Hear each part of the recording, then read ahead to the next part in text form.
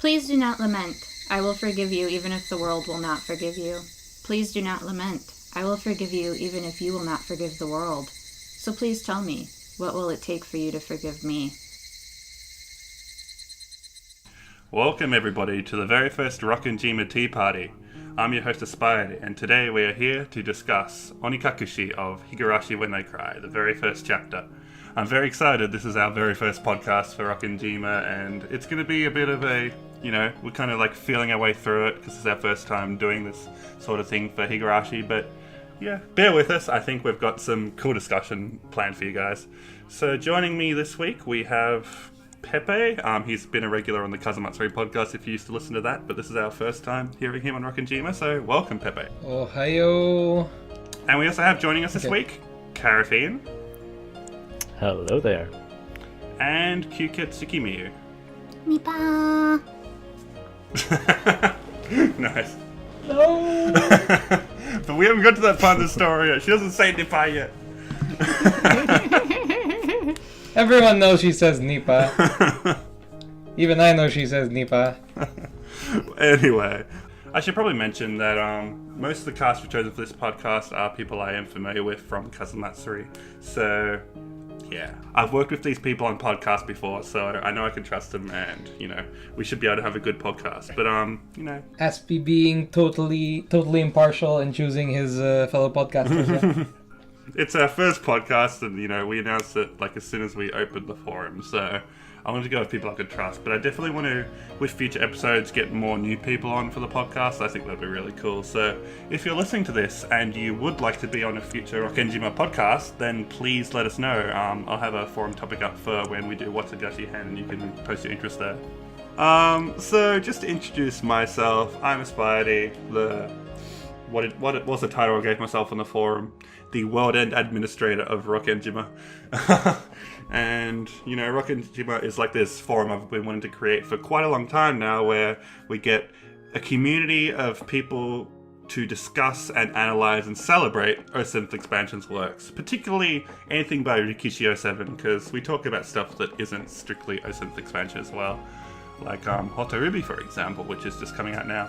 But the thing I really wanted to accomplish with Rokkenjima was to give people who are experiencing Higurashi's release on Steam for the very first time a place to discuss these stories with an audience that won't spoil everything for them, and basically be able to get the full experience of reading Higurashi and discussing it with a community of analytical people is something I really want to foster. And so this podcast is pretty much the very first step in setting that in place. And we're going to catch up with Watanagashi in a few weeks, but once we've done that, we're going to keep up with each release as it comes out on Steam. So I'm really excited for that. So just a little bit of context for Higurashi's release. This visual novel was released all the way back in 2002. So that's 14 years old, guys. This is a very old visual novel. Oh, God. Wow. I didn't realize Wow. you just said that. I mean, the fact that it's set in 1985 doesn't make you realize that it's that old. Yeah, well, because if you read a visual novel that's set in 2002, then you'd realize the difference is there being not much cell phones or smartphones. But here, we're clearly told that it's in the 80s, so we know what to expect.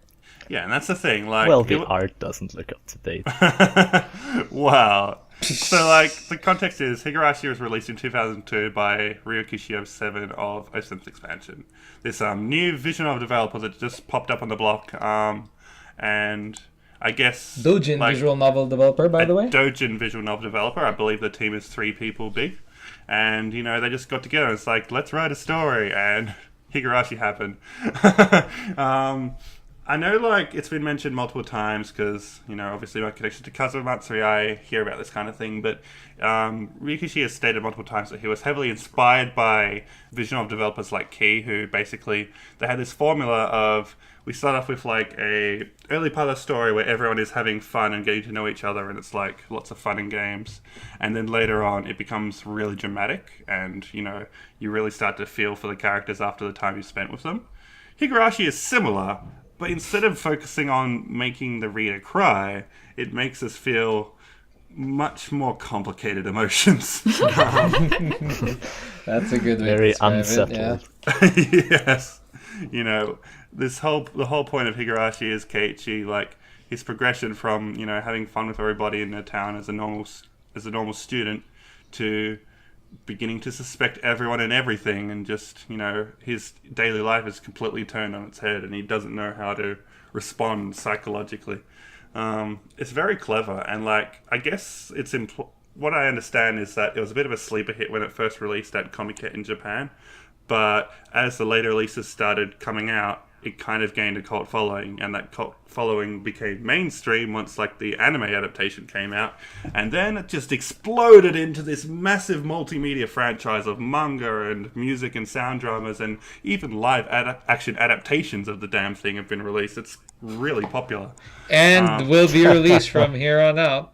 Mm-hmm.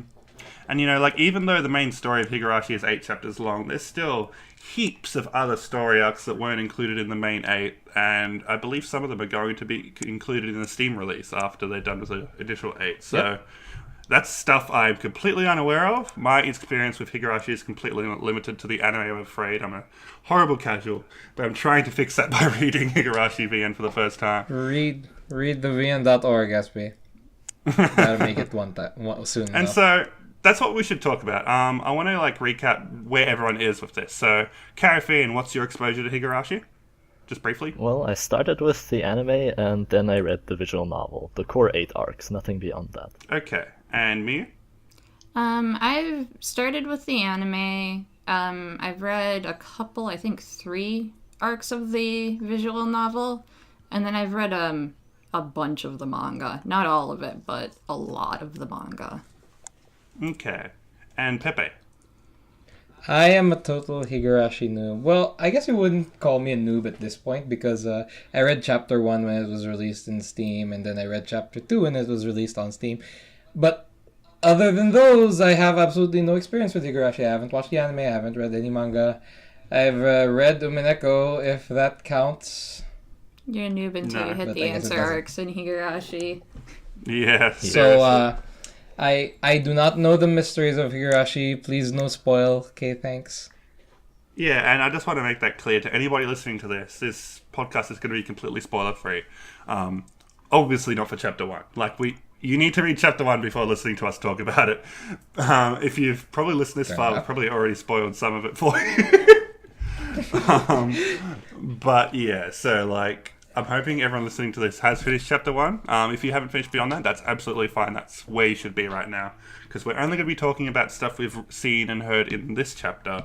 And I think what we're going to try and do is make it so we're placing ourselves back into the shoes of a first-time reader and looking at all this from a fresh perspective to form new deductions and have our own insights on what might be going on. So you don't have to worry about spoilers there. And yeah, so with the release history of Higurashi, we had the original release on PC where lots of people have criticized the art. Lots of people have criticized the art because Rokkenjima isn't the best drawer. It's a very unique art style. I'll fight you on hands, that. Man. The hands. Yeah. In the world of Higurashi, the characters only have 4 fingers, by the way. Look.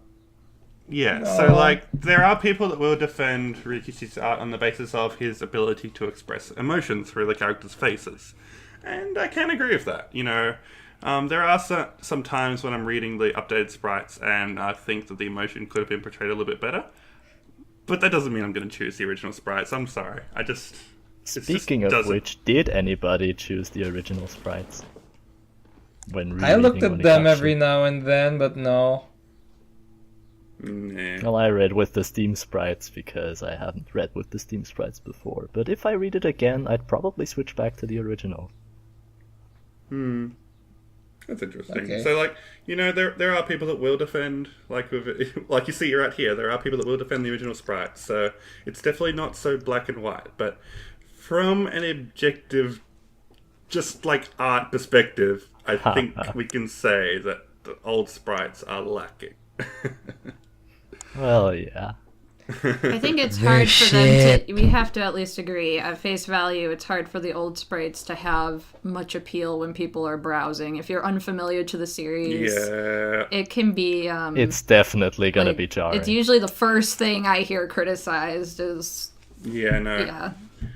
And that's valid. When you look at a book by its cover, you need to make an immediate judgment, and a lot of the judgments upon seeing his art aren't very favourable. But the story more than makes up for it. It's crazy good.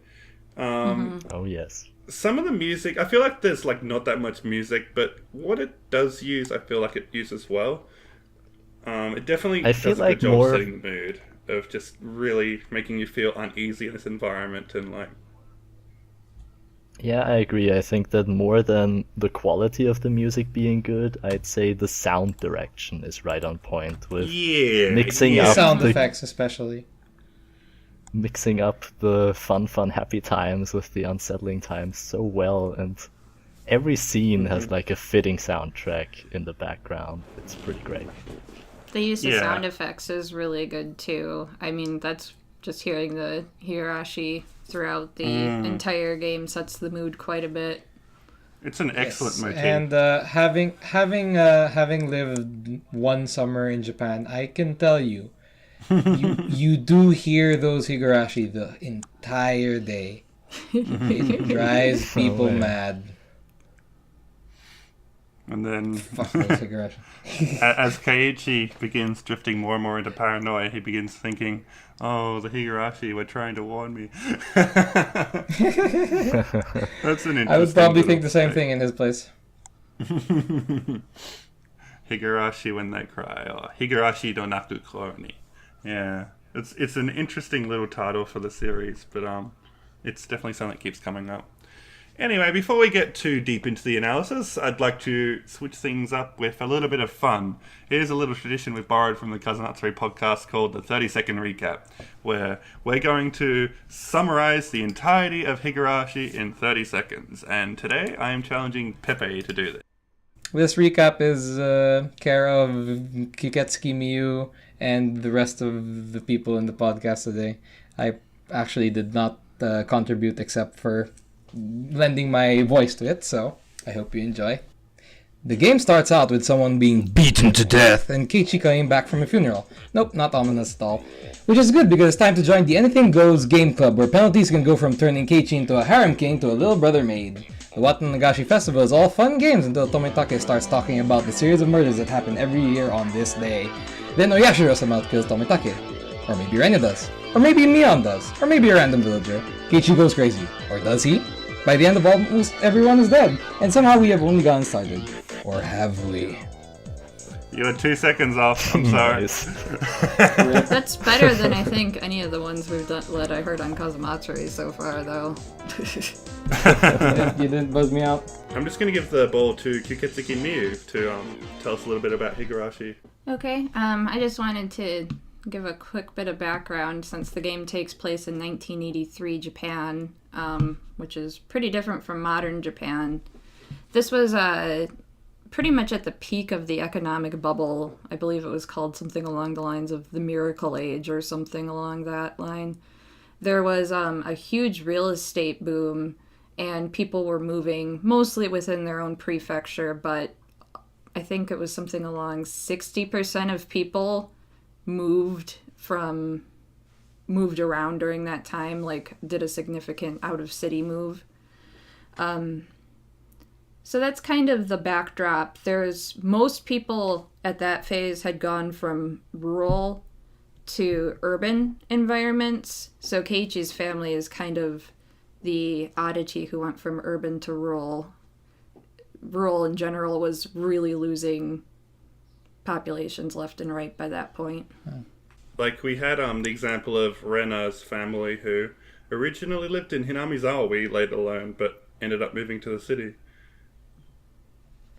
And then moving back to Hinamizawa. Yeah. And I guess it plays a lot into the one point about Hinamizawa being this really close-knit neighborhood, and how if you're not part of Hinamizawa, you're an outsider. And like at that point, if people were moving out of Hinamizawa, that was kind of them becoming an outsider. So I get the feeling that the setting was good because other villages probably wouldn't have cared about people moving out, whereas Hinamizawa had this pressure on the residents not to move out. Whether that pressure was because of their close-knit relationships or if it was because of the belief in the supernatural event, I can't say. But yeah. There's a lot of stuff going on in Hinamizawa in terms of like historical events influencing the present. You know, we have stuff there's lots of foreshadowing, but not a lot of exploration. There's stuff like the Hinamizawa Dam project, which was like going to see the entire town just flooded because the government wanted to build a dam, and then the whole town supposedly came together and fought back against it and managed to repeal the decision. And apparently the Sonozaki family, and Mion in particular, were quite prevalent in that movement. But then there's also the whole curse of Oyashiro-sama that kind of got mixed up in this, where people who were supporting the dam project ended up being killed off, and then later it turned into more of a thing about just outsiders in general being killed off, and it really lends itself to this this theory that Oishi has, that there's some sort of town-wide conspiracy going on. It's the demon hunt, or whatever they called it. When the demons go out to hunt their prey and everyone has to turn a blind eye to it. I mean, we only get the perspective of Keiichi, who is an outsider and does not know about Oyashiro-sama's curse, so we don't really know how the locals feel about the curse, which could be an interesting question. The game describes it as how a lot of people, like, they know when the curse is happening, and they turn a blind eye. Like, they describe it as shutting your windows and staying in your room while the demons hunt the outsiders, or while the demons hunt the bad people. I think they make a point at one time where, Yeah. like, one year, they think one of the victims from the mysterious series of death got killed because they weren't at the Watanagashi festival. So the next year you kind of see a huge increase in attendance at Watanagashi because everybody just wants to be on the safe side there. Yep.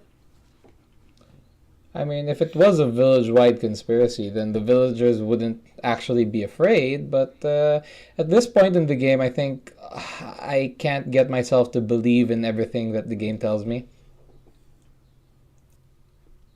I think from a narrative perspective, it's always really hard when they actually are very much presenting you is it supernatural or is it people to go, oh yeah, it's totally got to be supernatural. I think it's harder to make that leap when you actually have them posed against each other.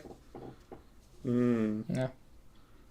This is definitely a problem that you end up finding a lot in the story, where I guess for the most part there's a lot of meaningful coincidences, it seems, and we're just trying to rationalize why that might be the case. Like, the Curse of Oyashiro-sama, as far as we can tell, is committed by a different person each year, which is really weird. That's probably one of the weirdest aspects of the curse, is just that it doesn't feel like there's just one person committing it over and over. It's just the fact that a different crime happens each year on the same day. How do you say that? How do you say that? Like, it's. Oh, never mind. Okay. All right. So all right. I got confused a bit there because you're saying, oh, it's not committed by the same person every year, and like in my mind, I kind of forgot that the police actually found culprits for some of those crimes. You know? Yeah. Because the way the game kind of makes you think is that they're interconnected, right? And that if they are interconnected, then there is some culprit that perhaps did not commit the crime but planned out the crime. So I mean, it's possible that that's true. Yeah, there is a mastermind, or it's possible that they're all coincidences, like really, really just strange coincidences that tend to happen after Watanagashi. Generally, when you step into the coincidence explanation, you're starting to go along with it's like a superstition. It's Oyashiro-sama, you know? Yeah. That's when you fall into the sort of magical thinking. Yeah, so like I my mind wasn't in that sense. So when you said, "Oh, it's committed by a different culprit every year," that kind of told me, "Hey, something's wrong with what you're saying." I was just going to point out that, like, the circumstances, it's not just that culprits were... There is a different culprit associated with most of them. We go from 6 people doing a dismemberment of somebody to somebody falling off of a high viewing platform in a different city to an unknown illness and to a roadside beating. Yeah. It's kind of interesting how you can... It's kind of interesting to me how you can see how everyone involved would react. Like, you can understand why Oishi is frustrated with the cases because each individual case is solved, but the coincidences just can't let him accept that they're unrelated, and he's sure there's a mastermind or something bigger at work. At the same time, we also have a scene with Mion later on in the story where she tries to rationalize why she didn't talk to Keiichi about it, but doesn't really make much of an argument. I mean, if you're in the village and it has this sort of serial murder happening, and nobody really knows why it keeps happening on the same day, like, okay, this is going from the assumption that she's not part of it, but assuming that she's not, I mean, Keiichi got really suspicious of Mion not telling him about this curse that happens every year, but how do you tell someone who's new to the village about some coincidental murder that keeps happening on the same day? Especially with how much Mion very clearly loves the village. I mean, she wants Keiichi to like it too. Yeah. But I mean, it all depends on what Mion herself believes. Like, if I'm just assuming from the fact, if I were in Mion's shoes, like, if I believe that it was just a coincidence, like they're not related, then I'd tell Keiichi that just some crazy people are throwing out some crazy curse that has nothing to do with anything. You shouldn't believe that bullshit. And Keiichi would have believed her if she told him that. I have no doubt that he would believe her. But she didn't, and she was trying to hide it, and there's probably a reason why she wanted to hide it. I mean, the most simple reason being she just didn't want Keiichi to be freaked out by the fact that there is this curse, apparently. But like I said, if she didn't want him to be freaked out, she could have easily told him to not be freaked out.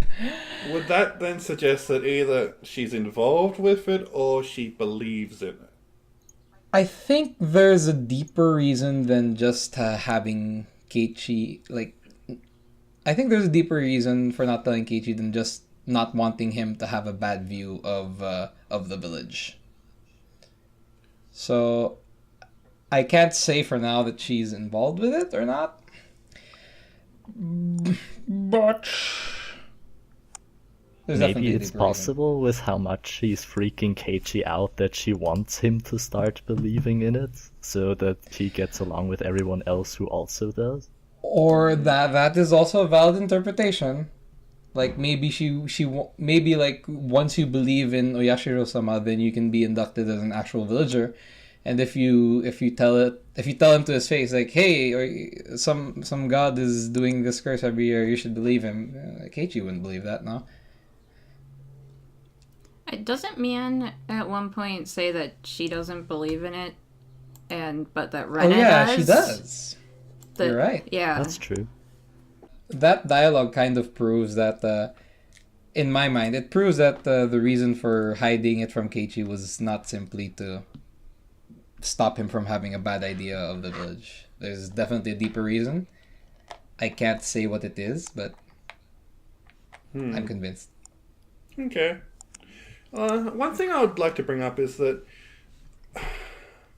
I don't know, like, when I'm reading this, I feel like whenever Keiichi asks either Rena or Mion about, like, the curses and stuff, Rena's always the one that gives really cryptic, creepy responses.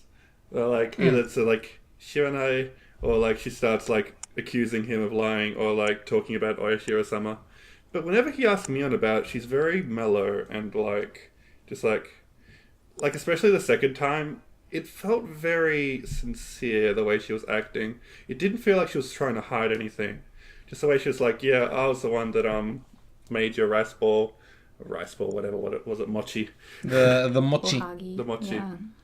Yeah.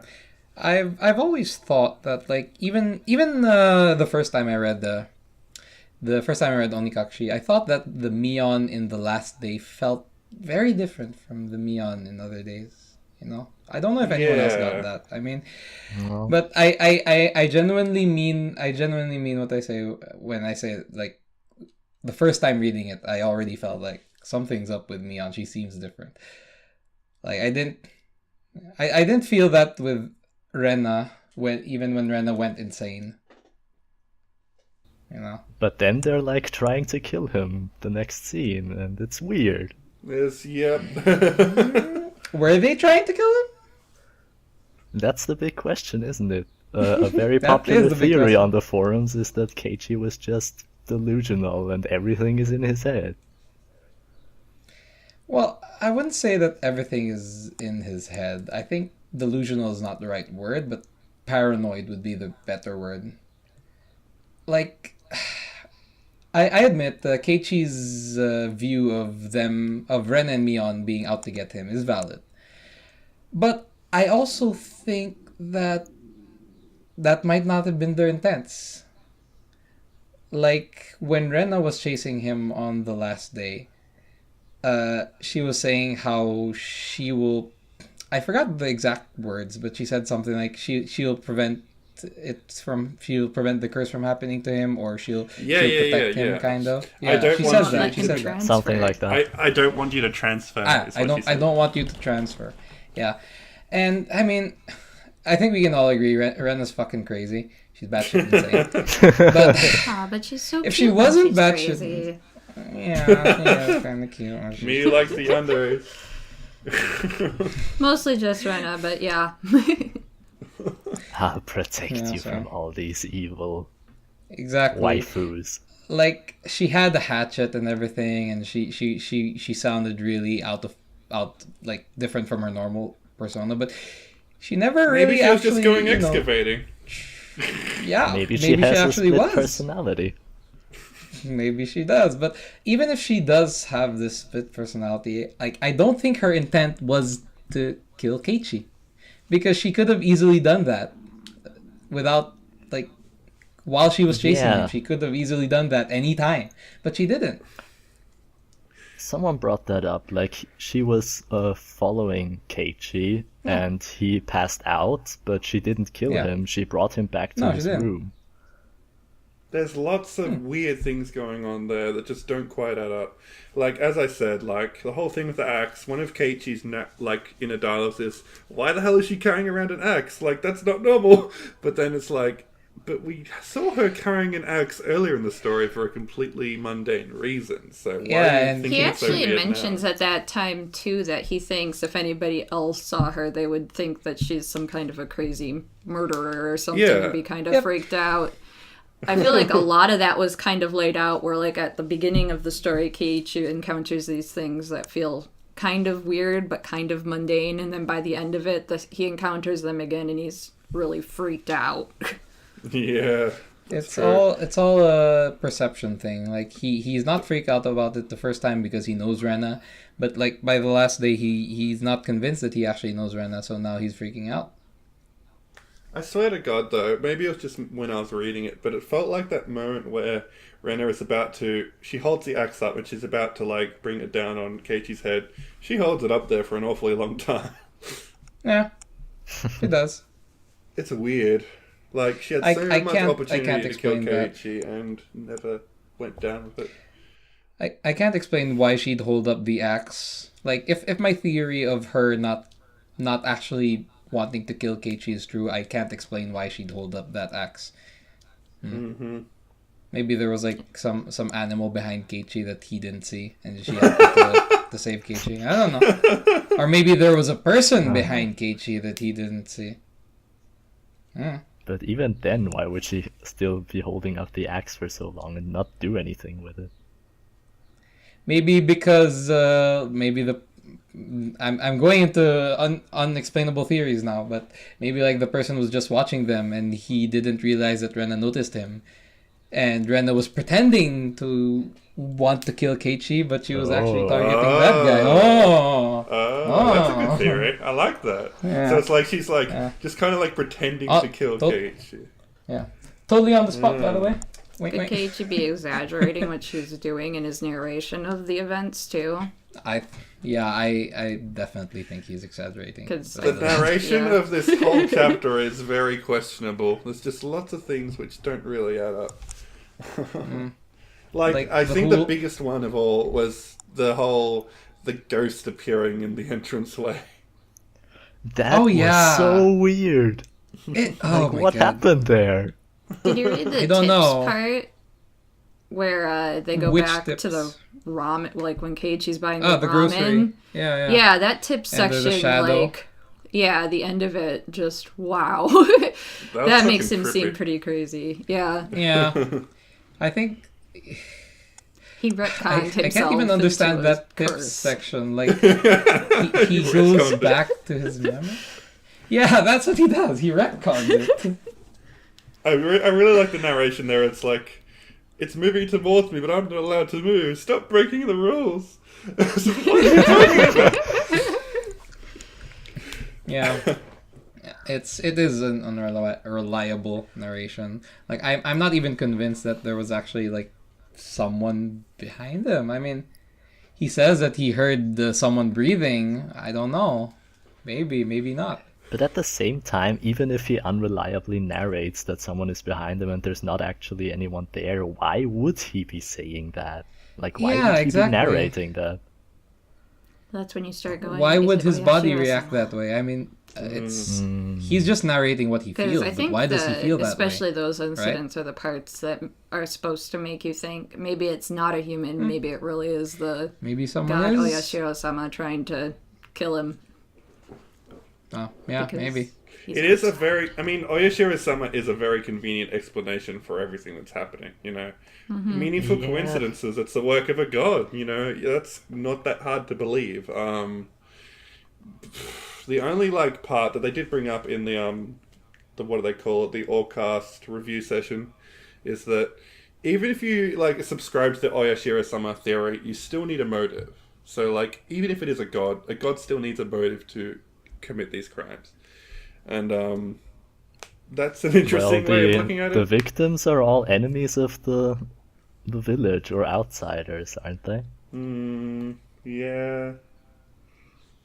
I don't know. I mean, that's kind of the common thread that I think Oishi pointed out. They pointed out too that each year the level that the person had to be involved with the damn case or be considered an outsider, like, the bar gets, like, lower and lower every year. It's like, oh, you're just from out of the village, we hate you. It goes from being directly involved to, screw you, you're a photographer from Tokyo. Yeah. Although then again, this just sounds like reaching, like maybe that's not the common thread after all, and that's just what it seems like. Because the bar keeps getting lower is just such a convenient excuse. Yeah, that's kind of like you've stopped thinking almost. Like, maybe there are hidden motives that we can't really comprehend yet. One thing I did want to bring up, just kind of interesting, is that there's kind of this leap where, for a while, the whole story is focused on the Watanagashi murders. Well, not murders, the incidents, the serial curse. I don't know, what do you want to call it? I think, just the incidents, because it's the key point and why it's called Onikakushi is that there's a murder, but there's also a mysterious disappearance. One of the people is always considered having been Onikakushi away. Yeah. I just wanted to point out that it's focused on those events for most of the story, but then we get later on where Keiichi's life is at risk, but it's not to do with the Watanagashi incidents anymore. This is its own thing. And I feel like a lot of people make the connection there to Watanagashi when there really isn't any connection at all. In fact, this is deviating from the pattern we've seen this entire time. Like, why now? Why is he being targeted? Wasn't the whole point that he was safe for another year? Like, he even brought that up. It's like, oh, they didn't get me this year, but I'll be next year, you know? But it happens a lot sooner than that. I have a personal explanation for that, if you guys are willing to hear me out. I think I've stated this on the forum that there was a point when Keiichi changed from being just a crazy paranoid guy with a bat into an actual threat to Hinamizawa. And I think the reason why he was killed was not part of the Onikakushi thing, but because he was being a threat to Hinamizawa. And so I tried to figure out, like, when did that happen? When did he start being a threat? And I think it's when the whole scene that's so memorable, when Rena apologizes and he just slams the door in her fingers. And I think that's when people realize, because probably Rena tells Mion and Mion tells the rest of the village what happens, and people realize that Keiichi's fucking crazy. We need to do something about this guy. I won't go so far as to say that they tried to kill him, although he did die eventually. But we know for a fact that people chased him around Hinamizawa, and maybe they were just trying to, to get him, put him in a chair, strap him down a chair, and tell him to shut the fuck up. Maybe they just wanted to give him an intervention. Damn it, Aspirety, no. It's got cheese. Or also valid is that because he was being a threat, then they wanted to kill him. So, but yeah, I think that's the reason. on that Keiichi note, thinks it's because he's on to the conspiracy. Isn't that what he thinks at this point? That's what he thinks, yeah. Yeah, But, I don't think he really... I don't remember him encountering anything that is actually substantial as far as a conspiracy that Oishi didn't really just tell him. well, I they was do bring about to up say the that, manager. Or what was it? The director? Yeah, that The only counter happens after. Yeah. I think the only time he starts genuinely fearing for his the only time that things happen to him that he gets chased is after the day that he slams the door on Rena's fingers. That's an interesting point. You reckon that was the point of no return where, he starts becoming a threat. But, but I'd like to pursue your theory of it being, them trying to help him a little bit further. Would you be able to extend this to suppose that maybe the drug that they were injecting with him was some kind of to help him? Something to help him? You mean the injection that Mion brought along to his house? Yeah. Maybe. Yeah. I mean, because we never really see by the end what that drug does. It could be a totally unrelated drug. Yeah, but that's the thing, because Keiichi pursues the theory that is the drug that caused Tomitake's death. But he doesn't get injected with that, and he still suffers the same fate. I think that's pretty Does he get sketchy. injected Or does he get injected with that? That's I not don't think actually he does, very but- clear.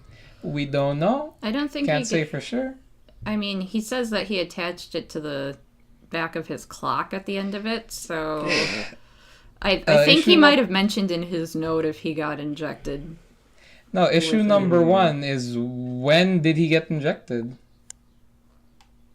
He could have been injected while he was being chased when he reached the telephone booth.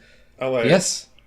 Oh wait, yeah, no, we don't see what happens after he gets chased. I thought you were going in a different direction where there were some people that said maybe he got injected when he was captured by the two thugs. But that doesn't No. That doesn't follow because, they tried to inject him later, so Yeah. So and there might not even be just one injection. There might be a lot, and the people who were chasing Keiichi maybe have their own, and they finally caught up to him. So do you think he did get injected? It's hard to ask me what I think. I think it's a possibility. yeah. I think one of the weirdest things about that is, of course, Keiichi's strange death at the end, which you really can't explain very well unless something made him do that. Neither can you explain that for Tomitake, that's right. It's also of note that the part of the redacted note from that the police actually found was please reinvestigate the victim of the dismemberment incident. He's alive. Yeah. Tomitake's son's death was from an unknown drug. This syringe is proof. That part of the note and the syringe that he taped to the back of his clock were both gone. Yeah. I mean, that kind of implies that, there's a reason for removing it. Oh, and by the way, I need to bring this up. Directly before Mion is about to inject him, she says you're gonna have done to you what happened to Tomitake-san. Oh yeah, she does say that. I'm not entirely sure if the game gives us enough clues to know for sure that Tomitake is dead and that Tomitake clawed out his own throat. If we assume that was an autopsy that didn't and stuff. happen, did Keiichi, we know of the autopsy because of the tips section, right? Yeah. Yeah. But I do not trust anything that this game tells me anymore. So do you think Oishi is lying about this whole case? I think that's a possibility. Well, there Now, was that's a someone on the conspiracy forum theory. who started suspecting Oishi as being like the main culprit behind this. Which is Small interesting. bombs of information. I'm sure that's like a violation of Knox or Van Dyne or something, but Whatever. like the information giver being the culprit. I don't think I'm that's a not saying he's violation, a culprit. actually. It sounds I'm cheap. saying he could have. If we assume that Oishi had the main goal of trying to round up the villagers who were guilty of the previous deaths, then maybe he lied to Keiichi so that he could use Keiichi as bait. Well, that's the thing. The more shocking a story, the more willing he'd be to cooperate. God, it's a very compelling argument, actually. Because we know that this guy has a very, he has a very vested interest in, figuring out what's going on in Hinamizawa, so, I don't know. Yeah. Oishi is pretty much convicted that the villagers are guilty. He just wants to get proof. And his personality seems to imply that he's willing to do it by any means necessary. He's not a very good detective. He's the kind of detective that everyone else in the force is like, you're fucking crazy, old man, just give up already. But he's just he's so stubborn on his own conviction without any sort of proof. He just has a gut feeling, and that's all he's going on. Which can be a good thing, but it's also not really something that's very praiseworthy in most circumstances. I would not call him a praiseworthy detective. At the same time, I don't think it's not like we don't have circumstantial evidence that points towards the village being responsible. Like, there was one thing I wanted to bring up.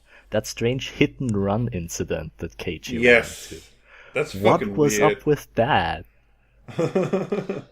I think there's a possibility that was simply an accident, It is possible. I reread that scene earlier, and they sounded the horn, and then Keiichi still almost gets hit and only barely manages to avoid getting hit by twisting himself to the side. Yeah. Which why is would they just even weird. If they were they're trying to kill hit him. Keiichi, why would you sound the horn? Yeah, right. But then at the same time, couldn't they? I don't know. It's confusing me. I mean, vehicle accidents are hard to prove when you don't know what's happening to the driver. Maybe the driver dropped something. He took his eyes off the road for a minute or two, and when he saw the road again, he saw there was a kid running around with a baseball bat like an idiot, and he sounded the horn to tell the kid, "Hey, I can't turn in time. You should avoid me." Yeah, And then he just drives off. Yeah. Well, yeah, he does. Which, as That- Keiichi that's himself kinda points suspicious. out, especially in a small town like Hinamizawa, that's a really weird thing to do, because of course you're gonna find out who that was. And don't forget, that van was spotted later on as coming to his house when... Keiichi claims that it was the same van. The same unremarkable white van. I guess that's true. He could have been mistaken. You see 1 out of 10 cars are like that anyway. That's a good point, actually. Yeah, it could have been a different van. Could have. Yeah. Though at the same time, at that van, he saw like 5 or 6 people, if I remember correctly. What was What was before that? it hit the one that hit him, or No, when he was in his house. And, oh yeah. There were were 5 or quite a 6 few people there. Yeah, there were 5 or 6 people that were trying to go to Keiichi after he killed Rena and Mion. If he actually did kill them, anyway. Well, yeah. We saw in the autopsy that they were dead, and all the signs pointed to Keiichi doing it. So basically, it all comes down to what you trust as evidence in Higurashi, because yeah, there is no sort of Bible that's going to tell us the truth, and just we're forced to accept it. But I think the most reliable things you can get out of this are the autopsies and that. I feel like the reports, like the police reports on everything that's happening, are probably the most reliable source of information we have on everything that's happened. Everything that we see, everything that Keiichi sees is suspect to like bias and misinterpretation, misperception, and it's really illustrating there's a lot that we don't know. I personally can't even trust the autopsy reports. I really though? Again, I can't trust anything that this game tells me anymore. The But only at this thing I point- can say something with conviction is if two parties who are not in cahoots with each other can say consistent things. That's the only time that I can say that, okay, this is probably reliable information. At the same time, if there's no information you can trust, can you even call Higurashi a mystery anymore? Then we kind of start getting into epistemology and like Cartesian thought, where it's like we doubt everything is uncertain, I don't know what's real. But if you want to make sense of the world, you need a foundation of which to establish your beliefs, and that belief usually starts with something like, I can trust my own perceptions in this moment. Anyway, that's going a bit far into philosophy, but I just want to like bring to the point here that if you want to try and tackle Higurashi as a mystery, you need to form some kind of basis on which you can approach the rest of the mystery. So you need to make assumptions. You don't need proof, but you need to make assumptions that certain things are true. And then once you work from that, you can start constructing theories, which may or may not be proven right, but it's a start. My impression with the tips, at least, is that it's not so much that you should trust them outright, but that they are impartial, like kind of like the step back view. They're liable to be corrupted by misinformation, but that's kind of the common misinformation, and they're more objective than, maybe Mion or Rena or Keiichi. I would have thought that, outright. except for the tip that has Keiichi in the supermarket with the shadows and everything. That's when I stopped believing in the tips already. I was, I guess, thinking more of like the newspaper report tips. Keiichi is pretty just freaking crazy in that one, I feel like, by the end of it. Yeah, that's a good question, actually. When does Keiichi become crazy, or is he crazy from the start? Assuming he turns Is he crazy. reliable at some point? Yeah. Assuming that, yeah. Assuming he's crazy, yeah. So do I you think think it's he definitely is a reliable? gradual thing. I know. I can I say think... when I think it happened, and that's when Oishi started telling him shit. I think it's okay, go ahead. But particularly when they went to Okinomiya and went to the cafe, I think after that talk is when he really started suspecting his friends are getting paranoid, and it's when he entered the town again, and he talks about how like the it feels so hot, and the Higurashi are screaming at me. It's like I don't feel like I belong here anymore. Right. I personally think he starts going crazy the moment Rena screams at him. In that instant, something in Keiichi snaps. And I'm not saying this as a theory, but I'm saying this because as a reader, that's how I felt. The first time I read Higurashi, and even though I knew like Rena's fucking yandere, because how can you go on the internet without seeing pictures of Rena with blood splattered and holding a knife in? Yeah. Anyway, even if I knew that, when I've had half of the game view Rena as this cute little girl who goes how and wants to take home really cute stuff and where Keiichi ruffles her hair and wins her a teddy bear, and I just want, and you just want to see more of that, and then suddenly Rena screams. She screams in your face and you're taken aback. And at the same time, when you think that when you have this inkling that they can't be trusted, then she does that, then everything else falls apart. Mm-hmm. So that's how I felt. I was genuinely scared of Rena while I was reading it, and she started shouting at me. That's assuming that wasn't just Keiichi being crazy in the first place.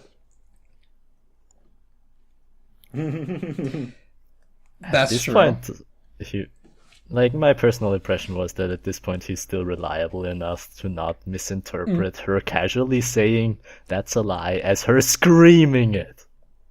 Yeah, he did describe how birds fly out of trees after she says that.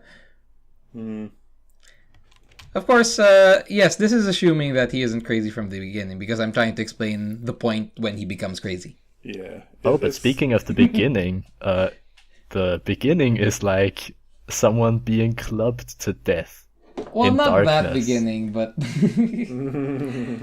can we all agree? By the way, can we all agree that beginning of the novel where it's someone being clubbed to death is Keiichi killing Rena and Mion? Yes.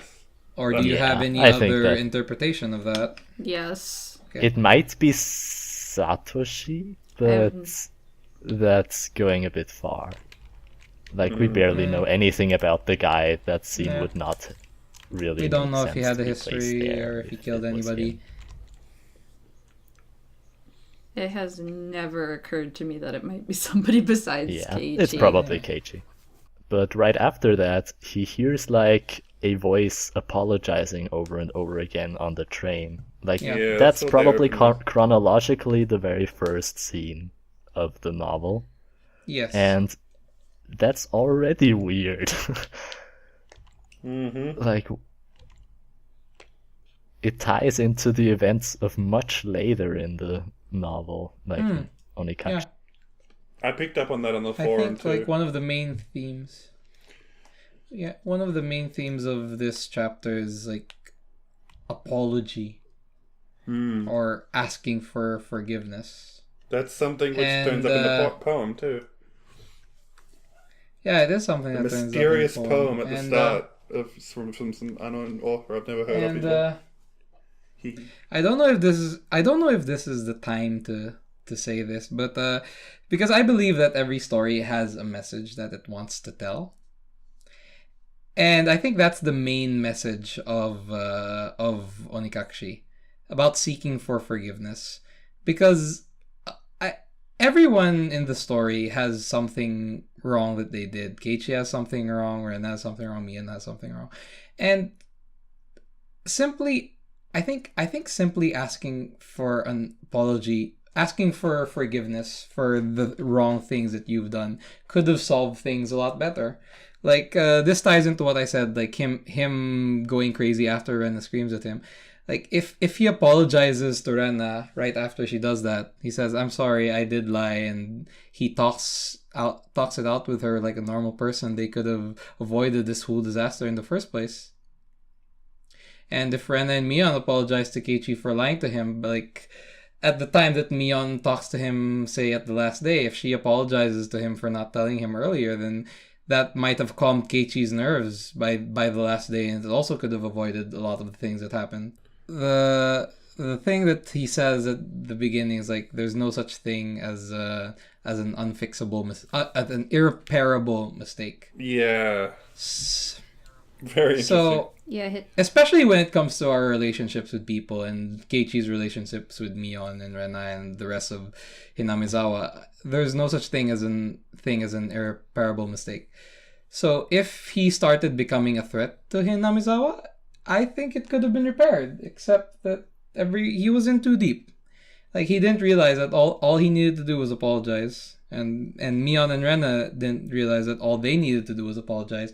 And I think we as people never realize that when we have a problem with, like, if we're having a fight with other people, or if we're having problems, especially with our relationships, sometimes a simple sentiment like an apology can fix that kind of problem. Isn't that a little bit naive? I mean, I think Keiichi considered a lot of alternatives, but when it comes to his assumption that they're trying to kill him, I don't think apologizing is the first thing on his mind. There's that big scene with Rena apologizing to him obsessively Yeah, in that the rain one. all night. Yeah.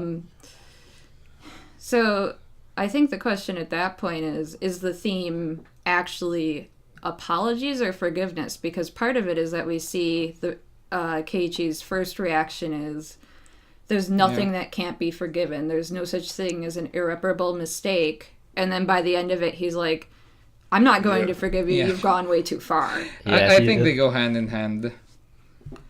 Yeah. You can't forgive if the person doesn't ask for an apology, and you can't apologize for not expecting to be forgiven. Yeah, I think it's definitely more about, learning to forgive in this case. Maybe something could have changed if he forgave Rena. I don't know, but if I was in his shoes, I probably wouldn't forgive either. Trying to kill him is kind of like a big deal.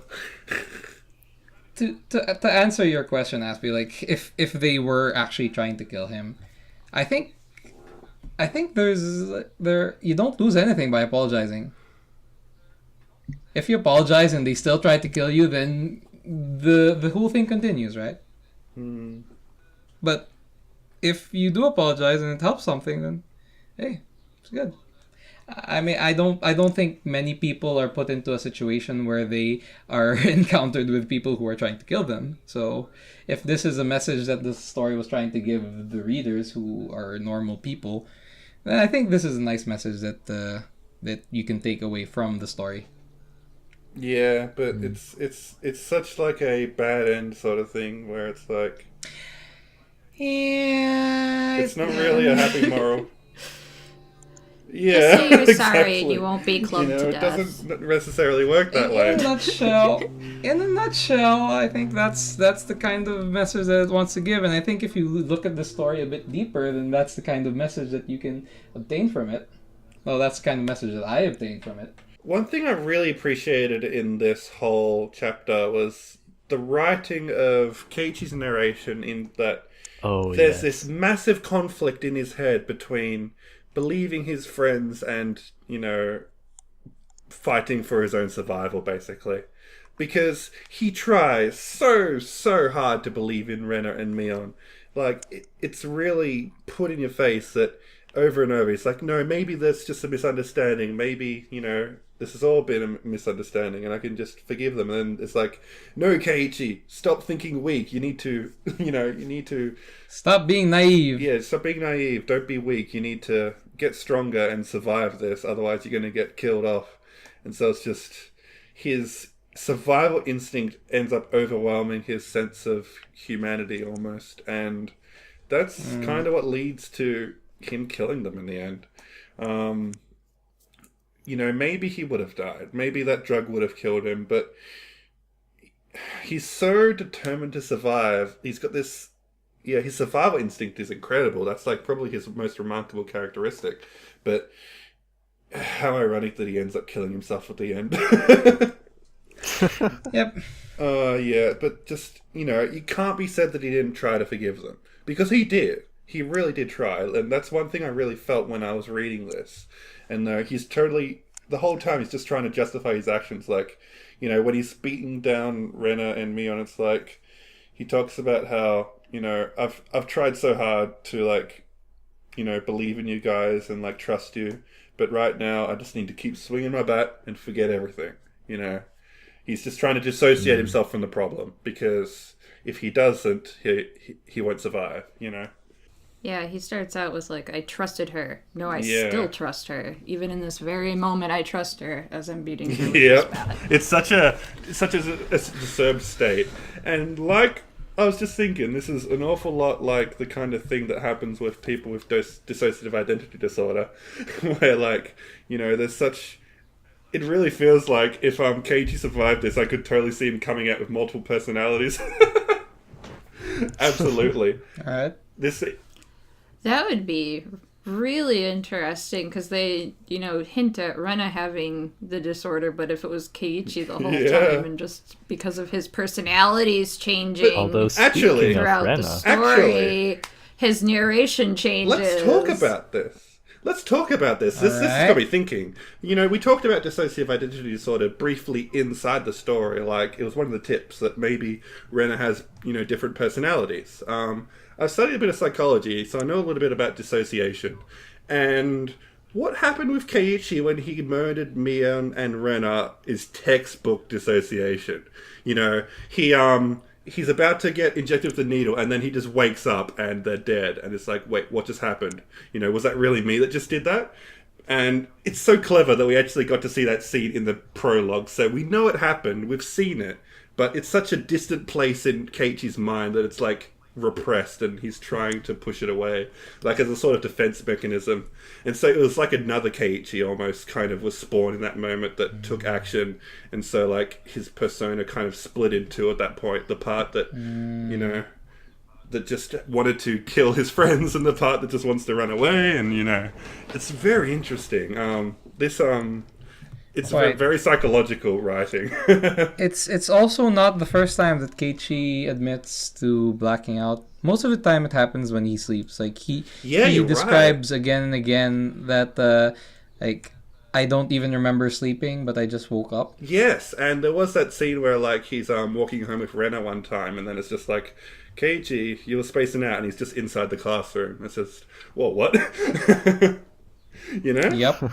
And that was fairly early in the game. Like, that was before the Watanagashi, wasn't it? Yep. Was it? Well, I no. think it was, yeah. Oh. Yeah. I think it was when he was, like, starting to suspect Rena. Like, I think Oishi had told him about some shit. But, like, he was just like... Oh, okay. Maybe. It's just when he's first beginning to suspect Rena, and it's just... I thought that was after he found the stuff at the trash dump. Yeah. That's why he was kind of like... Because he suspects Rena of lying to him right there, just because of how blunt she was in her response to, was there a murder? So he's a little suspicious at that point, but it's before Watanagashi. Damn, wow, that's really interesting. It just occurred to me that that's textbook dissociation. That's interesting. I mean... After this discussion, then I now have a different theory with Keiichi himself having dissociation, which is why he is such an unreliable narrator.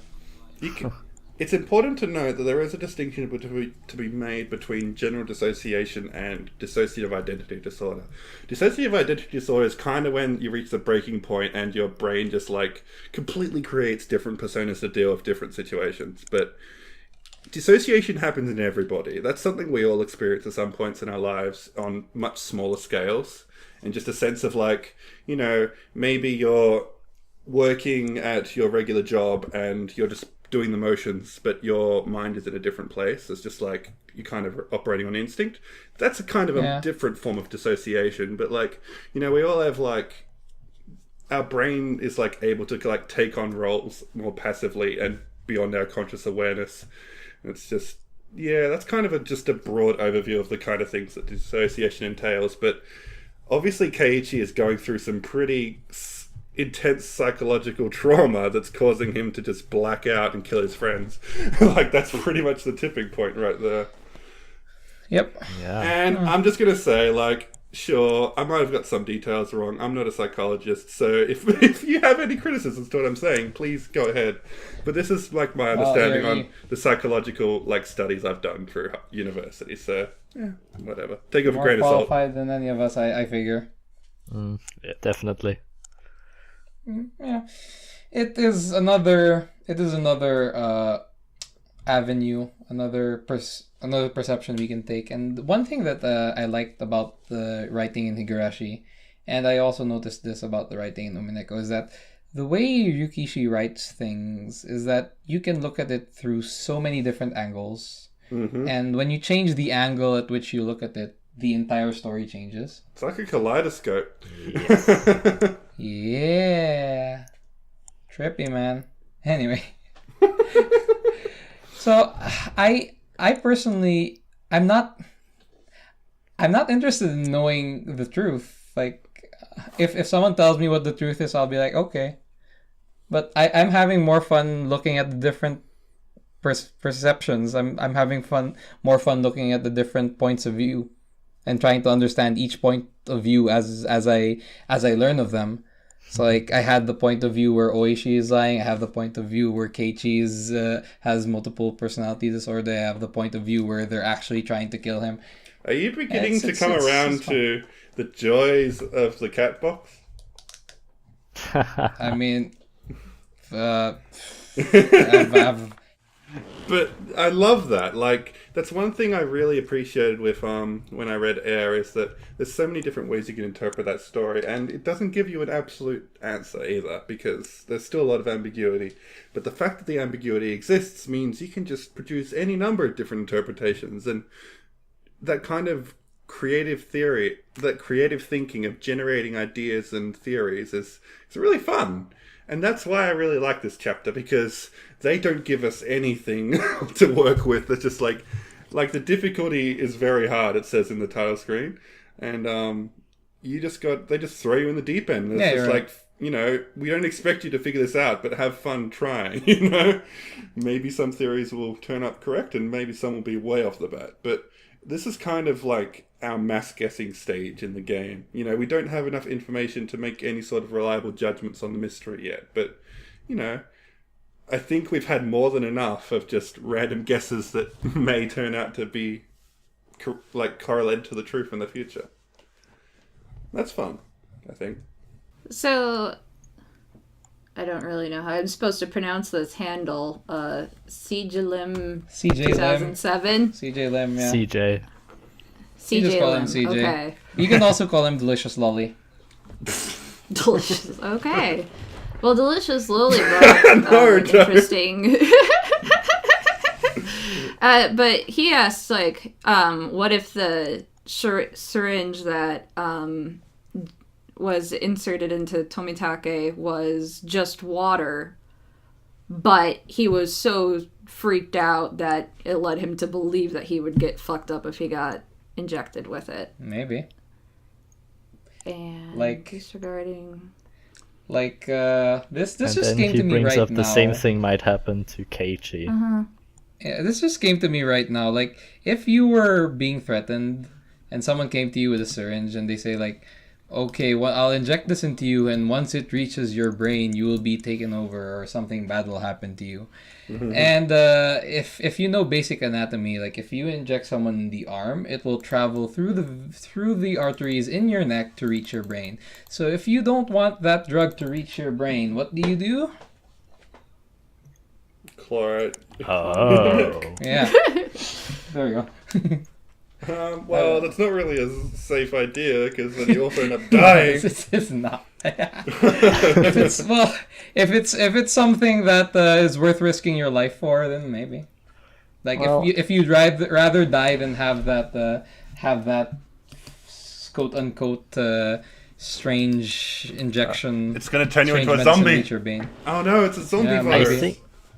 I think that theory works better for Keiichi than Tomitake, because Tomitake seemed a lot more level-headed at the Watanagashi festival, and not like... I mean, we barely know anything about the guy, but still, from the few impressions we got... Well, we don't even know his real name, by the way. He looks pretty level-headed, from what I could tell. Keiichi, on the other hand, I could see doing this, but then we also brought up, was Keiichi injected with anything at all? Yeah. Like, was Tomitake injected with anything at all? Yeah. Nothing showed up, so... Nothing showed up in the autopsy. Yeah, that's true. Keiichi just assumes it when he starts seeing syringes thrown around. Yeah. That's definitely a Nox violation, though, if he's been injected with a drug that can't be detected. Well, thought the whole Keiichi point of himself Nox was that you says- can violate some of those within reason. I'm just saying. Keiichi himself says to assume that such a medicine didn't exist just because the police didn't know about it is completely foolish. Haha, take that, Nox. I think in one of the tips, too, they mentioned that, there are such things as untraceable drugs that can't be found in autopsies. Yeah. So, Yeah. If there is such a drug, there is foreshadowing for it. Take that, Noxus 8th. Damn it. Well, I guess there was foreshadowing, so it's possible. Yeah. Yeah. Another thing I wanted to talk about, you mentioned that we don't know anything about Tomitake. Like, we don't know his name, and yeah, he's generally just, like, we know he comes for photography of birds, but that's about it. I don't know, I wish we knew more about him, and I hope, like, that's explored in later chapters, maybe. But, yeah. He's a big unknown. It's possible that he just comes to see his girlfriend. Like Yeah. Takano, who Takano, barely yeah. shows up in this Is it- chapter, Is it, but is she it is a confirmed that resident she's of... his girlfriend? It's no, implied. I don't think It's so. implied. Yeah. That's like it's Okay. like a rumor circulating the town, basically. Okay. Um, Ooh, hot gossip. Yeah, basically. Everyone's like, oh, they're totally together. But Anyway. then I saw, like... Let's talk about Mio for a second, because her name was mentioned in the very start of the story, which is very interesting. Like, and he says when he meets her that he's never seen her before, but I don't know if that's true. Because, like, during, like, the tour of the town, they go to the clinic, and they're like, we met someone called Mio, the nurse there. That's actually mentioned in the text, and it's very easy to just, like, Oh, I forgot that. completely skim Yeah. over. Yeah, I did. Yeah. Oh my god. But, yeah, she was mentioned by name at the very start of the game, even though, like, Keiichi didn't commit it to memory, and obviously the readers didn't either. But, Yeah. that's interesting, and, like... Obviously, she's probably the most unknown of all the characters. We have no idea what her deal is. Just that, I guess she's friends Yeah, with. She disappeared. She's friends with, Tomitake. She's a nurse at the Yeah. clinic. I guess. Okay, we have an occupation, so that's helping clear her up a bit. But where'd she go after the when she was Onikakushi? You know. Onikakushi. If you look, Nobody my knows. theory, my approach with mystery is if there's no body, they're definitely a suspect, especially if they disappeared.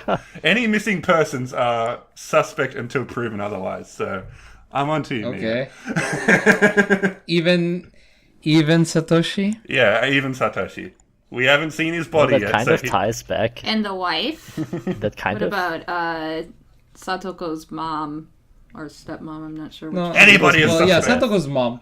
Her body wasn't found. It was only the father's body Yeah. that was found. Maybe they're all in on it. Oh, that. So once you become Onikakushi, you become the Oni Yep. to Kakushi. Yeah. Yep. That also ties into how, from Keiichi's letter in the end, the possibility that the past victims were alive was removed. Yeah, that's very interesting.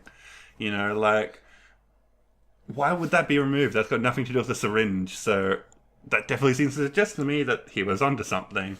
I can't think of why else they'd want to remove it. So one of the questions, just tying all into that, if like one of the forum points was which version is the true version of Rena and Mian. So if you think like people can become the Oni that is kakushiing people away, that could explain the personality changes too. Okay. I'm not sure if that's getting into more a supernatural explanation or not. Well, I don't know. I think the game stresses, or rather Keiichi stresses that he thinks it's people, but I also feel like you're supposed to half wonder if the curse is real. Yeah. If you decide the curse is real, it explains everything away. Pretty Yeah. Kind of like much, religion. but Yeah. at the same time, That's why it maybe you feels shouldn't easy. stop thinking there. Maybe you should think, well, maybe the curse is real, but it has set rules and boundaries to how it can work, and maybe even those are foreshadowed, and maybe I just need to look for those. Just like religion. I like Keiichi's point of view. It's like, why can't you have both, stupid? It's Onikakushi exists, but it was actually humans that did it. There, mystery solved. I was like, wow, okay, that's different. Speaking of that, Maybe that all is- cast review session, oh my god, that was so hilarious. I don't know how Ryukishi came up with this idea of having the characters after the fact discuss what just happened. It's really cool, and like, Yeah. We don't get that in VNs much, and they definitely break the fourth wall in you that. don't get that in all-cast media review much. session. No, you don't really get that in Yeah, media. you don't get that it in media much. I really like it when you see that kind of thing, but it's very off-putting when you just see all these characters die and they're all just having a merry chat around the cafe. It's like, whoa. It works for a VN because VNs. Yeah. But like if this Rena were does in a open. book or in Rena does Yeah, open no. with thanks for playing Onikakushi, so it's like it's immediately breaking the fourth wall at that point. yeah. And it's like, I like how everyone's like, Keiichi's just already busy planning for the next chapter, but he can't be here because he doesn't have a sprite. It's like, Rika, you're not meant to say that. What was he just lazy in drawing a sprite for Keiichi? I don't know. That is the real mystery. Well, he was obviously too lazy to draw a sprite for Chie. Yeah, Chie Sensei. Chie. Oh, okay. That was her name? I believe She's so. straight out of Tsukihime. Yeah, I think was supposed to be kind of based on Chiel Senpai. Really? Uh-oh.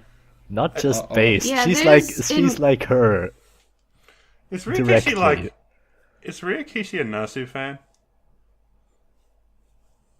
There's in one of the art books that's for, I believe, the original game. One of the art pieces has her basically cosplaying Shield from Tsukihime. Well now. Okay. Well, yeah, I guess it must be. It might have been a guest art piece, but I think that the intention was there. Does CL also love curry? Yes. I see. I haven't That read. explains Ryukishi has stated himself that without Tsukihime, Higurashi would not exist.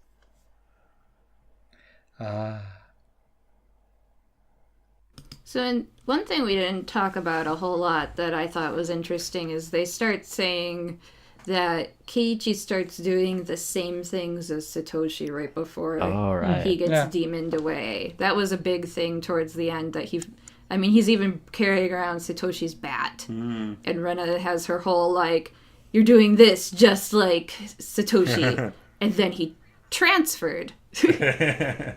That is so creepy, the way she says that. Yeah. That like gave, Maybe that that gave me is the chills. real curse. Just the way she keeps repeating it, just like Satoshi.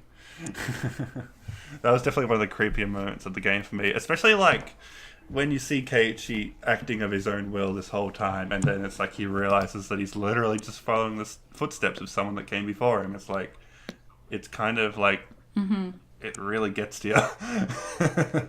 What is But free at the will? same time, even if you think Uh, he's I- following the same footsteps as Satoshi, his end is pretty different, isn't it? Like, he Yeah. doesn't get demoned away. He gets fucking suicided. Suicided away. I wish I would. That's gonna be a new movie, new Ghibli movie. Anyway, I wish I knew more about Satoshi's relationship with Rena and the rest of the characters because I think We like, know that he was in the it same could club. change. Yeah, he was. I He's think it could Satoko's change the. It could change the way we look at like what Mion and Rena were trying to do. Like if Rena was genuinely close to Satoshi, then her desperation with like chasing Keiichi around might have been her desperation of trying to console herself for not being able to save Satoshi the first time around. Maybe that's why she suddenly, that's why she turned on her cray mode. Speaking of Satoshi, why don't we take a moment to talk about Satoko and Rika a bit more?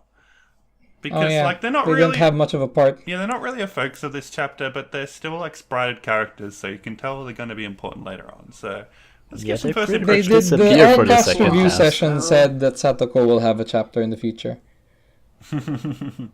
And Mion. So at this phase in the game, I hate Satoko. Really? Really? I love Satoko. Yes. But she's so cute. I'm kind of glad that she's not voiced. Yes. But the Desua. No. All right. Okay. Why do you hate Satoko? I want to hear why. Her incessant, the traps and the incessant bullying of Keiichi. I think there are times when it's funny, but it often those are the parts of the story that really tend to lose me when I'm reading it. Really? Yeah, I'm not a big fan of her tricks. Okay. She seems like a brat. She is a brat. She is a brat. I'm not a brat fan, so... Alright, okay. Problem solved. I genuinely still think that out of all the characters, Satoko is the one I can trust most. This I can't explain, by the way. Why not Rika? Well, I guess... Liking and trusting are two different things. You think she's a victim, right? Yeah, I think that's the main reason why. That's a good point. Yeah, I brought this up too, but there's lots of people jumping to the conclusion, like Oishi, for example, that Satoko is connected to the Hinamizaru events because her name keeps popping up, but she's always a victim. Her family keep disappearing. Her entire family. Yeah, she lost her entire family. We don't even really know what her home situation is at this point, because we know that basically she's lost her mom, her dad, her brother, and her aunt. Yeah. So that's pretty crazy. It's honestly amazing that she has any sanity left. And she can make all these pranks. She still has an uncle. Spoilers. I guess you're right. I mean, they never said that the husband of the girl, the one who died, they never said that the husband was killed. But she's definitely how could you incriminate someone who's lost her entire family, a little child? How could you make her out to be a culprit? It's just I feel if she is the culprit, I'm gonna feel so bad. It's just well, maybe the point was that she's associated with the group of friends that Oishi's accusing as being somewhat involved, but the only reason she survived is because she's the only member of the family that's actually friends with them. As a police officer, that is a very valid interpretation, and that is something that you have to think about when you're a police officer. Damn it. I'm not a police officer, by the way. Damn it, Satoko. But I know you're innocent. I believe But I think also the reason why is because of her bratty attitude. I find it easier to trust someone who will be all too quick to be who is open to not being kind to you. Yeah, that's a good point. Someone who's just kind is the ones you have to watch out for. You'll never expect when they'll stab your back. But someone who is not afraid of you and will stab you in front, then This is a pretty benign example, but with that in mind, they present Rena as kind of a naive, cutesy character, but every time they make a sex joke and she's like, hey, what does that mean? What does that mean? Keiichi also kind of implies in his narration that it's pretty clear she knows what's going on, which implies that she's a lot more perceptive than she puts herself forward to be. I have a friend like that, by the way. Oh, yeah. I know girls that are super cutesy all the time, and I'm just I can't trust a word you say because it just seems like such an act. Well, my friend is a guy, and whenever someone makes a sex joke, he reacts the same way. Really? What do you mean? What do you mean? I'm I've known him for years, so I know that he knows what they do. Wow, that's usually something I'd expect from girls, but not guys. Yeah, I guess. I also know someone who genuinely does not understand sex jokes. I know a lot of people. Anyway, That aside. going off topic a bit, let's get back on to... Let's talk about Rika. How did you guys think of her Alright. in this chapter? She's surprisingly mature. Yeah. She has, like, no lines. She felt like the one who is most in the background out of all of the sprited characters. Yep. I mean, we do know that she is part of the Furude family. She's a shrine maiden. Yeah, she is a shrine maiden. She's kind of... And she is also technically a victim because her grandfather, was it? I Was, think it's No, her her parents. dad and her mom. Yeah, dad and mum. Her dad and her mom. No, I thought that was a grandfather who died of sickness from the second... No, it was Watanabe. her dad. No, It that was was? definitely Okay. her parents. Okay, alright. Alright. Anyway. Unknown illness. And then they believe that her mom drowned herself in the swamp. Yeah, Yep. that's such a essentially. creepy way to go, too. Like, they keep saying how, like, the swamp is bottomless, so, like, you'll never be able to find anything that gets trapped in it. Which is an excellent tool in a mystery novel, by the way. You can just hide the evidence so easy. But it's also convenient. You know, you could just use the swamp as a good explanation for when something goes missing. It's like, oh, I just went in the swamp. But maybe it's not. Maybe maybe she went somewhere else and we don't know about it, so... Yeah... Well, what was Yeah. that theory about the past disappearing victims being in on it? Yeah. Uh-huh. It's a conspiracy. Do we actually know anything about the illness that Rika's father died of at this point? I Because don't think we know unknown illness anything. is about the vaguest thing. I feel like it's really hard to just be like, oh, he died. It was clearly some illness. They said he was stressed out because of Wasn't the it? Watanabe. Didn't they say it was a heart attack? Or am I misremembering No, they did that? not. I don't remember them saying that, Heart no. attack? I might be confusing something else I read. I don't know. Pretty sure it's He was killed by called light. an Killed by unknown light. illness. Oh God, the an Death Note. unknown illness, nothing more. That's it. The whole...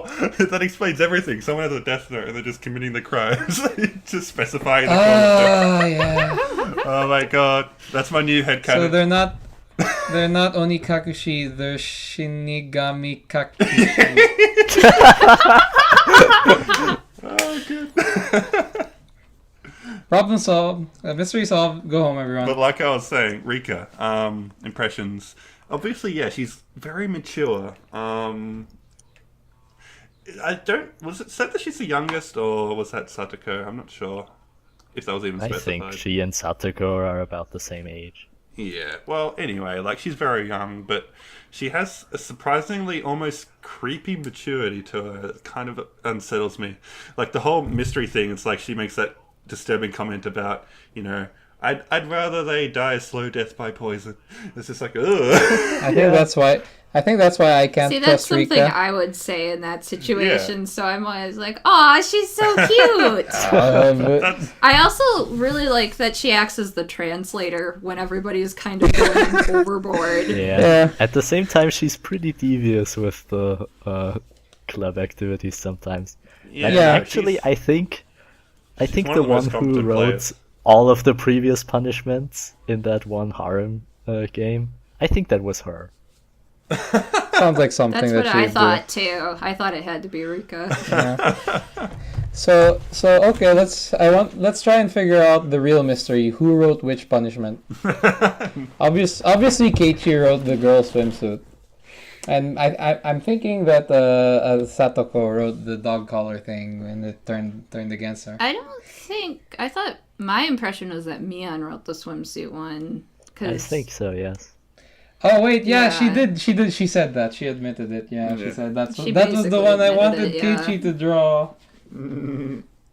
Yeah, specifically a girl swimsuit too, so it's like kind of... Yeah, specifically a Yeah. girl swimsuit. I don't think Keiichi would. Yeah, Okay. I can't remember all of the. So which one did Keiichi write? I wonder. Let's not get too stuck on this topic, guys, please. This is really important. I was joking when I said it's a real mystery. Okay. I only got 20 minutes left. All right. How about a more Hold on. serious mystery? Yeah. I wanted to respond to what Helios was saying. people talked about how Onikakushi, using the fact that it's the first in the franchise, but it still has the prologue that shows it's not just sunshine and rainbows. So, like, do you have any reflections over how the atmosphere is handled in this contradictory way? Okay. I loved it. The opening with being as dark as it was really helps pull you through the initial part, knowing that Keiichi's paranoia is going to lead somewhere. Mm-hmm. And I really think it helps, like, keep your energy up when reading. I just really like dark stories, though, so... I think if I'm gonna start talking... I think if I'm gonna start talking about this, it's just gonna be 5 minutes of me ranting about how much I like Ryukishi's writing. Well, cut it down to 2 minutes. Go ahead. Yeah. So yeah, one of the things I really like is how Keiichi's narration, while be it unreliable, be it reliable, you can kind of get where he's coming from, basically the whole story.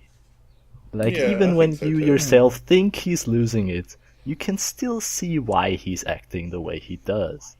Yep. Like, the descent of fun, happy times to dark, murder times is done is done very well. Murder time. Yes. Like, Very well. even you get pulled into it. Even, yeah. Sorry, I'm just mentioning dark murder times written with, like, stars.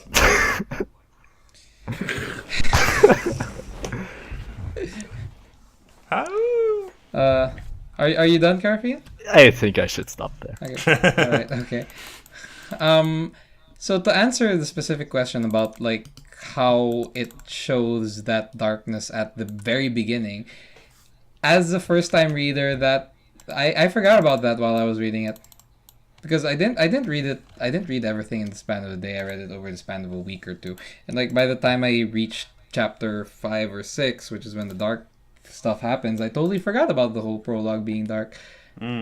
So Dissociation, man, has pushed the back of your memory. yeah, man. Yeah. So I guess it didn't affect me as much. I guess so for some people it'll be like for Miyu, it got her excited while she was reading it, but for me it wasn't. It didn't serve much of a purpose. That's okay. Another one of the more interesting mysteries, if you can call it that, is why does Rena know the flavor of ramen that Keiichi was eating? Like, it's put out to be one of the really big mysteries, you know. And at that point, like, Keiichi can't grasp why Rena knows that. But I think that's like one of the more obvious mysteries, because it could have been like someone who was from Hinamizawa saw Keiichi doing that in the grocery, and we all know that the people of Hinamizawa know Keiichi by face, and that what he was doing was a pretty funny thing. So they told Mion, and Mion told Rena, or it's It's definitely a possibility. It was just shopping word at of the mouth. same market. I always kind of assumed or that. Yeah, Because everybody's close and knows each other by name. It's very easy that either the information was exchanged from the shopkeeper to her, or she really could have been there. No, I got a better theory, guys. You know how it was like often mentioned how Rena, like in her past, she keeps talking about how Oyashiro-sama was like crawling up behind her and like even talking to her. What if it was like, you know, we saw in the flashback where there's like this mysterious thing following Keiichi at the supermarket. What if that was Oyashiro-sama, and then Oyashiro went back to Rena and was like, "Hey Rena, this is his favorite pack of noodles. He went and bought them at the supermarket today." And then Rena uses that. Does Oyashiro-sama ship Keiichi and Rena? Maybe, yeah. Oh. I'm starting to like this Oyashiro-sama guy. Yeah, don't you remember? Rika's like, Oyashiro-sama's a great god. Like, I worship that guy. Yeah, he's a nice god. Anyway. Trust the Shrine Maiden but... to be completely unbiased. That's much. But I think the point I wanted to make with this, with what I was saying, is like the story seems to imply that it's like it's a super big deal. Like you should be totally taken aback by this fact, but I don't think it's that much of a big deal, really. It's one of the easier mysteries. It's definitely more of a what do you call it? It's like a cornerstone mystery where if you can answer that, then it can lead to some different interpretations. But yeah, because that's one of the. Well, I think it's more. I felt like it was mostly speaking to Keiichi's mindset at that point, that he got so hung up on it at that level. It kind of explored that more than it being a real mystery in and of itself. Yeah, so that's essentially the point that I think the story was trying to make, was that such an obvious mystery that could have been solved by any grade schooler became such an anguishing mystery to Keiichi because he was in that state of mind. Yeah. So it further solidifies the fact that he wasn't thinking as well as he should have. I would like to summon a testimony from Notkyon. I summon him to the stand. Mion never confirmed that she put a needle in the ohagi she brought Keiichi. She just said she did it. Now, this is the whole needle is kind of the point where I kind of feel like this whole story is really leaning towards people are trying to kill Keiichi. That's like the breaking point, the one unavoidable thing where you can't interpret it any other way, that someone is trying to kill him. And that's what Keiichi keeps falling back on. I disagree. That's what Keiichi says in his narration. It's just like, no matter what, they did try to put a needle in my mochi, so I need to take this seriously. That's like the point of no return for him, I think, where it's like a declaration of war almost. But then, How important is it that they never actually find the needle? I mean, he basically goes from saying it's there to throwing everything on the wall, and we never really explicitly see the needle in the narration. It's more like he assumes it's there and panics. He throws it on the wall before he even knows what's in his mouth.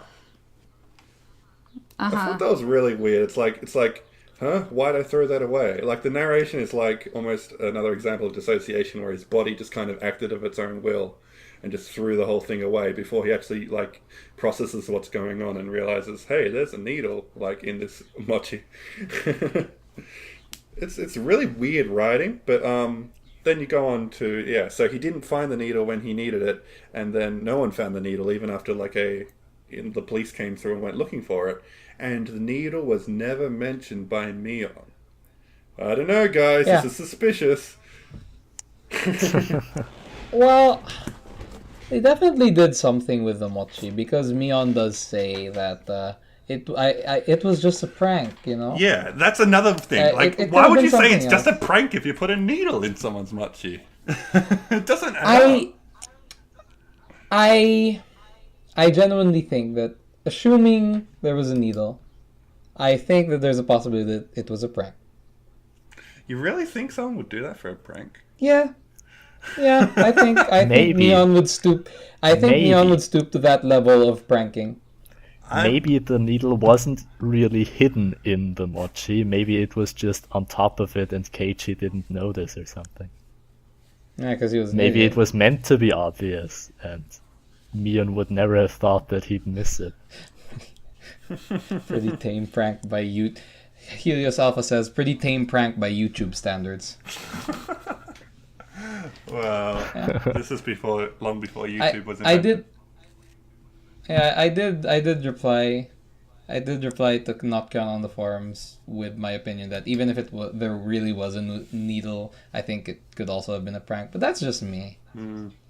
I'm definitely sliding towards the theory that there was no needle. But I'm also perfectly okay with the theory that Keiichi is just an incompetent fucktard that can't get evidence for anything he says. It could go either way. That is a fact. That is a fact, not a theory. Didn't even get the number plate. Come on. Jesus.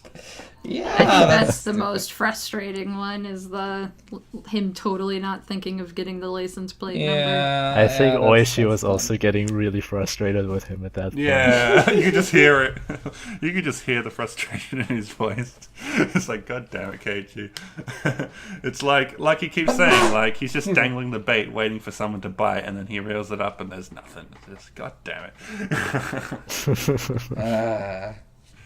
But yeah, that's my understanding. Well, my understanding is that Keiichi was a terrible piece.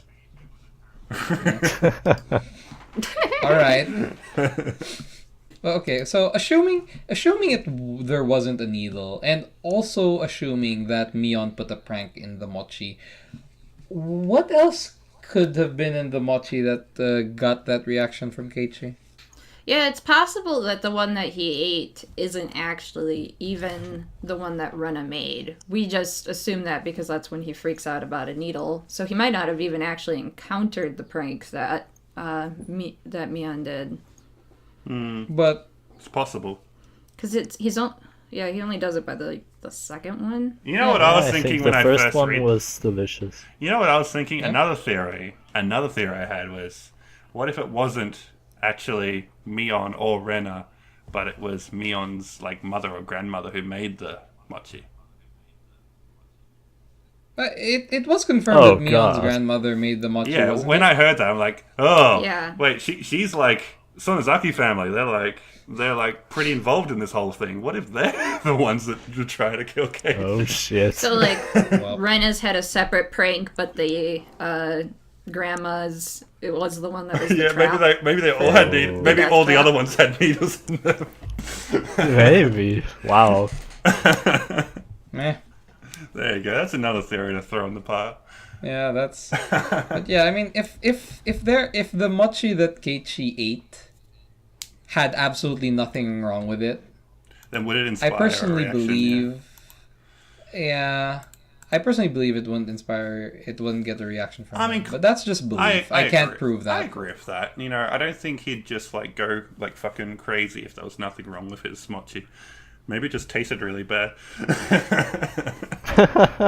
But how would he He equate? probably did feel something in his mouth, but if we're going to say it's not a needle, it's hard at this point to to figure out what it really is. speculate what it could have been instead. Yeah.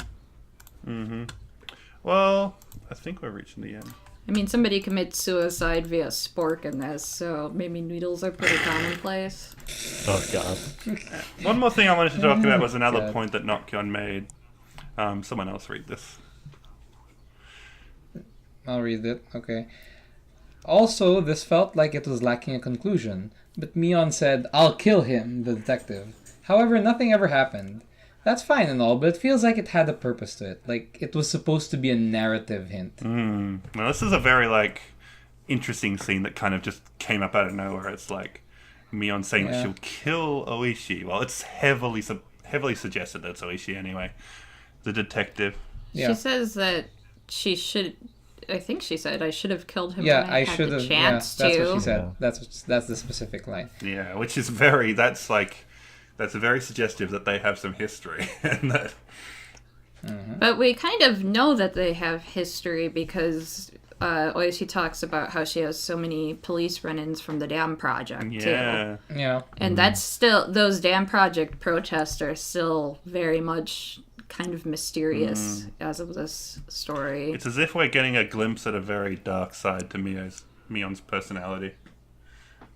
Yeah. She's like, oh, I'm going to kill that fucking I detective. did say that- Jesus. I did say that I thought that the Mion in the last day seemed very different. But I did find it interesting that she wasn't directing her hate at Keiichi. She was like completely like ignoring Keiichi at that point. She was just like, oh, that detective Yeah. is fucking ruining everything. It's like almost like she felt like Oishi was corrupting Keiichi.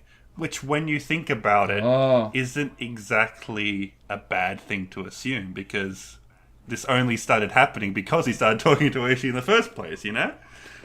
Ah. Yeah. I don't know if he's suspicious, but Oishi it can't be really is. denied that Oishi was partially to blame for Keiichi's death. Yeah, definitely. So the culprit was Oishi with the small information bombs in the car. As CJ said. He already solved the mystery, man. Okay. I guess that's a wrap-up then. Yeah.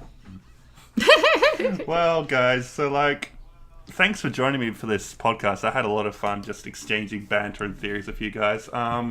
Especially Pepe. No problem. Obviously Pepe doesn't know anything yet, so who knows which Hello. of this... I know a few things. Who knows which of this crazy theories will yield to some actual results or not.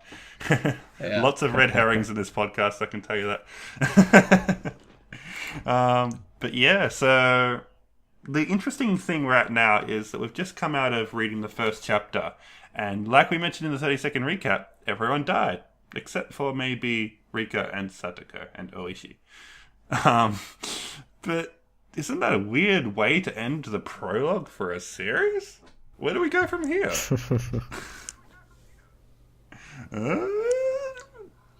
Obviously, Oishi is the upcoming main character. He was the narration character for the last part, wasn't he?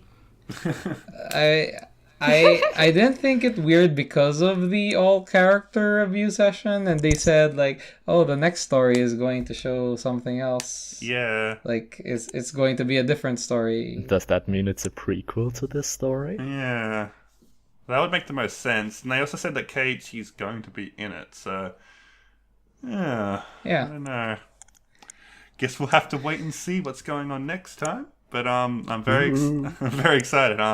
So I don't have a specific date planned for the Watanagashi Tea Party yet, but I'll be sure to let you know on the forum as soon as that happens. It'll probably be a while because, to be frank, some behind the scenes information. I run 2 websites, and Kazumatsuri is doing a canon book club very soon where we're going to talk about the canon visual novel, so that'll be taking up a bit of my time.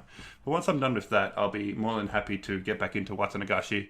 And then Tatari Goroshi, is that what it's called, the third one?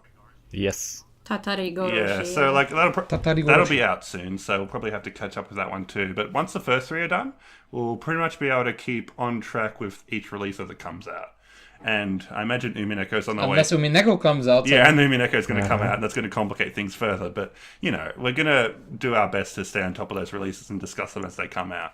Obviously, this is just mainly the podcast schedule. If you want to go on the forum right now and start discussing Watanagashi after having read it, that's fine. We can still incorporate your discussion into the podcast. There's no, time restraint on that. But yeah, just keep that in mind, that the podcast might be maybe 2 months away or something like that. So it's going to be a bit of a while, but hang in there because we're definitely going to get around to it as soon as we can.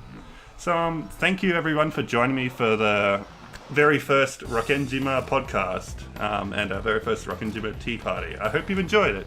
It was a little bit slapdash because we kind of threw this together at the last second, or no, I guess it's technically the first second because we launched it as soon as the site launched. But yeah, so we didn't have a lot of time to just get everything as organized as we would have liked, but I think we had a pretty good fun time with it, and this would kind of set the precedent for future podcasts to come. I'm going to open a topic on the forum, so if you want to get involved in these podcasts, then please register your interest. We need more people. Final thoughts on Onikakushi? Confusing out of 10.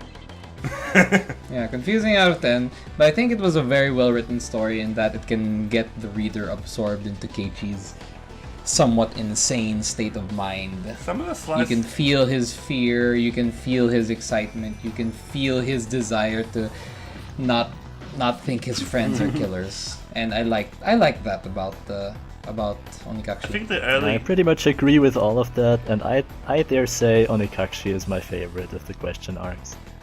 It's such a good way to start Higurashi. It is very good. Just throwing you completely into the deep end and just letting you just do your mass guessing. It's fun. I really liked it. I used to not like it, but reading it again, I found that I particularly enjoyed it this round. I think it's the hardest one to go back to after have finished the series at any point, though. Why do you think that?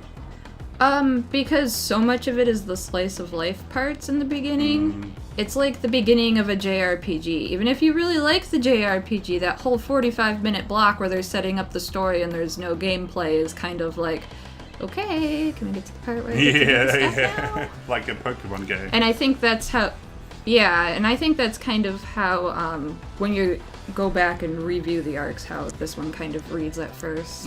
I agree. It starts off a bit slow, and like some people aren't fans of the slice of life stuff, and I can understand that. It's a little bit like cliche anime humor, but still, it does a really good job of establishing what it needs to establish, and that is, developing this sense of camaraderie and friendship between the cast, which is later completely deconstructed in the later chapters of the.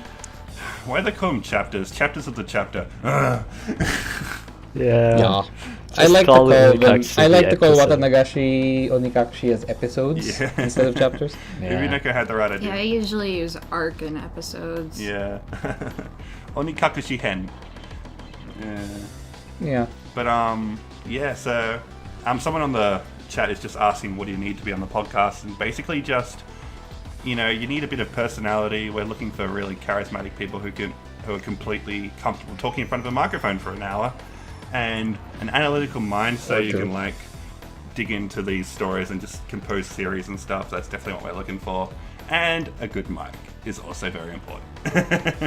I'm sorry, a laptop mic usually won't cut it. You need something specifically made to record audio, or even just a headset. Like headsets are usually fine, but that's the kind of thing. Like if you're not sure, just talk to me and we'll talk about it. Like we'll probably do auditions so that we can get an idea of where everyone's at with that. But if you feel like you're up to the standard, then definitely apply, because more fresh faces the better, right? Especially if you are new to Higurashi. That's another thing. If you're new, we want you, because we need less people that have read the story.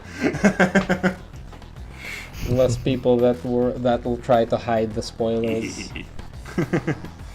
Anyway, once again, thank you very much for joining us for this first tea party, and we look forward to seeing you in the next one. I'm sorry for this terrible podcast. I'm sorry.